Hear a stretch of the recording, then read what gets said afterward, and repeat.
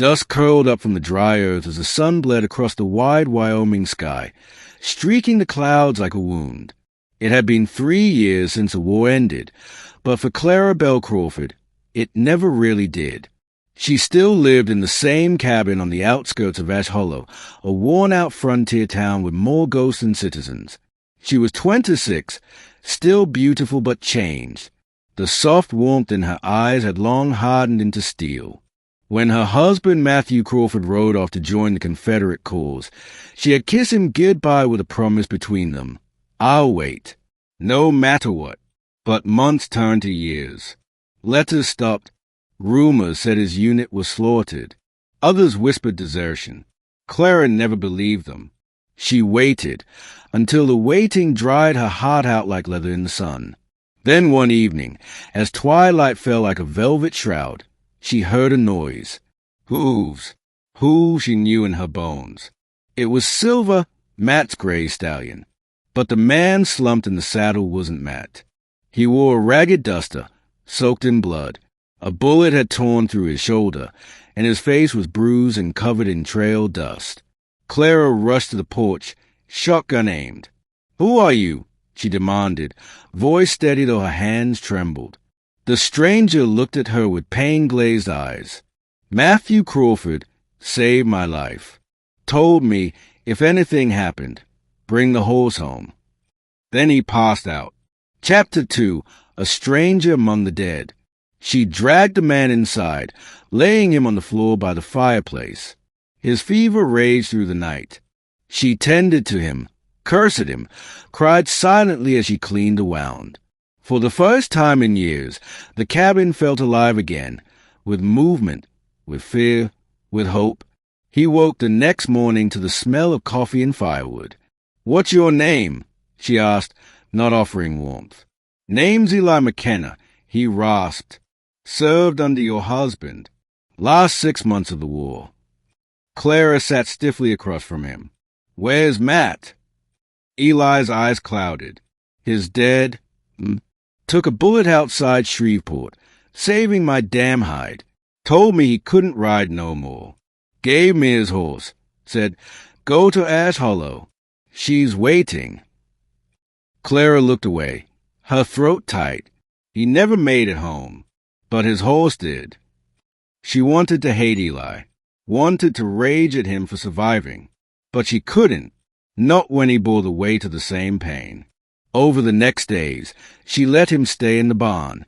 He insisted on owning his keep once his wound began to heal, chopping wood, mending the roof, fixing the porch Matthew never finished.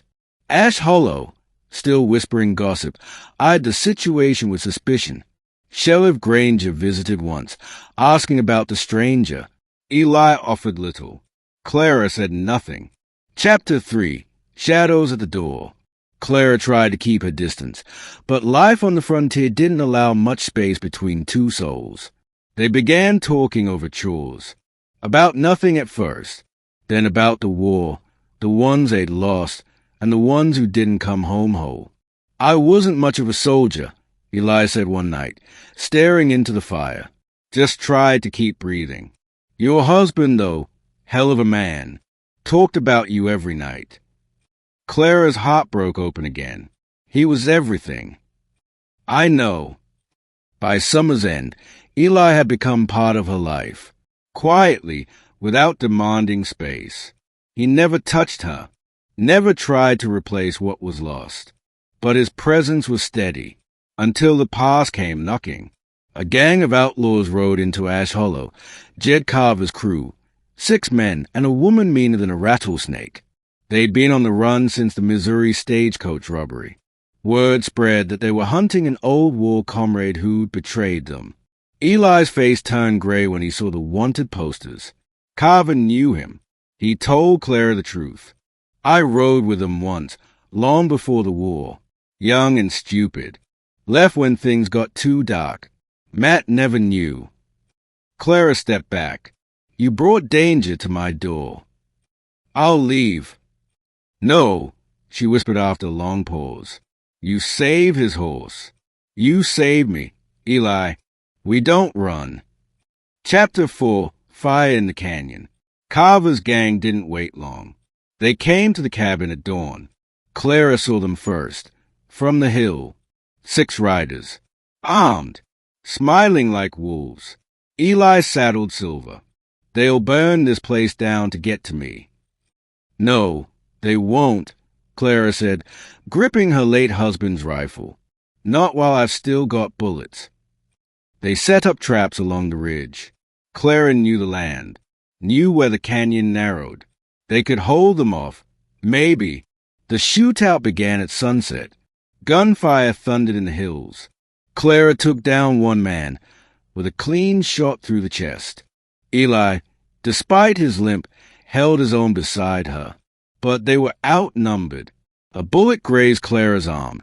Another slammed into the barn's doorframe near her head. Just as Carver's gang breached the cabin yard, Sheriff Granger arrived with 3 deputies. The tide turned. 2 outlaws fled. The rest were gunned down. Eli collapsed beside the porch, blood on his shirt. Clara caught him before he hit the ground. "You're not dying," she said fiercely, cradling him. "I've lost one man to war. I won't lose another." Chapter 5. The morning after. Eli survived. Clara stitched him up again. This time, her hands trembled for a different reason. The cabin bore scars, broken windows, burnt wood, but it still stood. Sheriff Granger tipped his hat before riding off. "You got a hell of a woman there, McKenna." Eli looked at Clara. "I don't deserve her." She shook her head. "No, but neither did Matt, and I loved him anyway." They sat together in the grass, watching the sunrise spill gold over the ridge. Clara leaned against him, heart thudding with a strange new rhythm. "I thought my heart was buried with Matt," she whispered. "It ain't wrong to start living again," Eli said gently. "Not if it's real." "It is," she admitted, tears in her eyes. "I just didn't know how much I still had left to give." Chapter 6. A different kind of love. Months passed. Winter came, blanketing the hills in snow. Eli built a second room onto the cabin. Clara painted the front door blue, Matt's favorite color. But her dreams no longer ended with grief. They began with laughter, with Eli's soft drawl, with the way he looked at her like she was something sacred. He never asked her for more than she could give.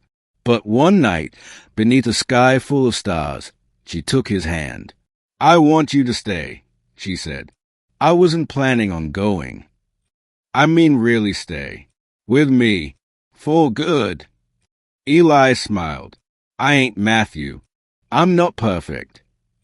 "No, but you came back on his horse, and I think maybe God sent you to finish the story he couldn't." They kiss under the starlight. Slow, deep, healing. Epilogue, where the wild horses run. Years later, travelers passing through Ash Hollow would sometimes stop at the blue-doored cabin on the hill. They'd find a woman with a proud back and silver in her hair tending a rose bush, and a man with quiet eyes whittling wood on the porch. They said love like that was forged in fire and carved out of loss. Clara never forgot Matthew. His photo still sat on the mantel, but beside it now stood another, Eli McKenna, the man who came home on another's horse and found something worth staying for. In the end, love didn't always arrive the way you expected. Sometimes it came limping in from the past, riding a haunted stallion. And sometimes, just sometimes, it stayed